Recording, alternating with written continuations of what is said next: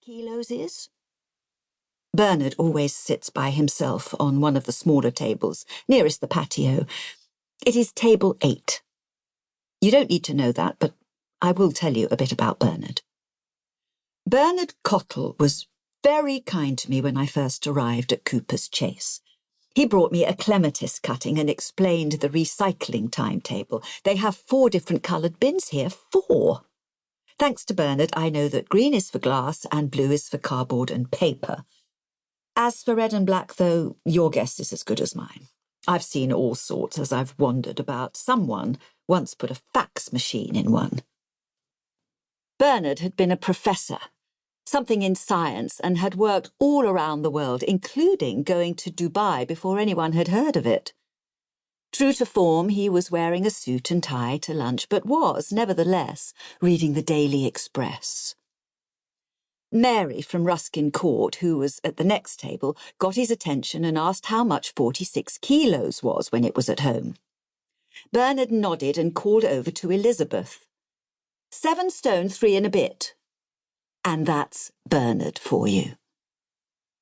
Elizabeth thanked him and said that sounded about right, and Bernard returned to his crossword. I looked up centimetres and inches afterwards, and at least I was right about that. Elizabeth went back to her question, how long would the girl stabbed with the kitchen knife have to live? I guessed that unattended she would probably die in around 45 minutes. Well, quite, Joyce, she said, and then had another question. What if the girl had had medical assistance? Not a doctor, but someone who could patch up a wound, someone who'd been in the army, perhaps, someone like that. I have seen a lot of stab wounds in my time. My job wasn't all sprained ankles, so I said then, well, she wouldn't die at all, which she wouldn't.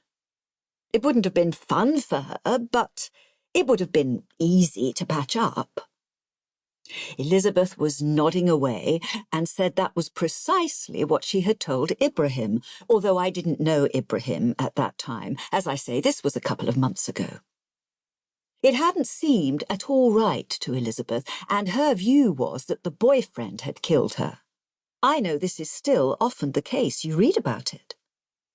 I think before I moved in, I might have found this whole conversation unusual, but it is pretty par for the course once you get to know everyone here. Last week, I met the man who invented mint choc chip ice cream, or so he tells it. I don't really have any way of checking. I was glad to have helped Elizabeth in my small way, so decided I might ask a favour. I asked if there was any way I could take a look at the picture of the corpse, just out of professional interest. Elizabeth beamed, the way people around here beam when you ask to look at pictures of their grandchildren graduating. She slipped an A4 photocopy out of her folder, laid it face down in front of me, and told me to keep it, as they all had copies. I told her that was very kind of her, and she said not at all, but she wondered if she could ask me one final question. Of course, I said. Then she said, are you ever free on Thursdays? And that, believe it or not, was the first I had heard of Thursdays. Chapter 2. PC Donna de Freitas would like to have a gun. She would like to be chasing serial killers into abandoned warehouses, grimly getting the job done, despite a fresh bullet wound in her shoulder. Perhaps developing a taste for whiskey and having an affair with her partner.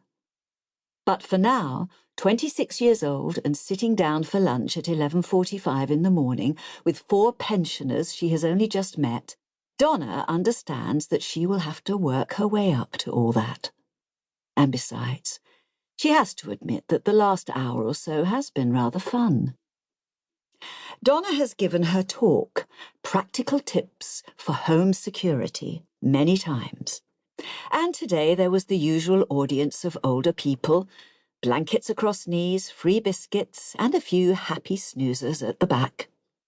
She gives the same advice each time, the absolute paramount importance of installing window locks, checking ID cards, and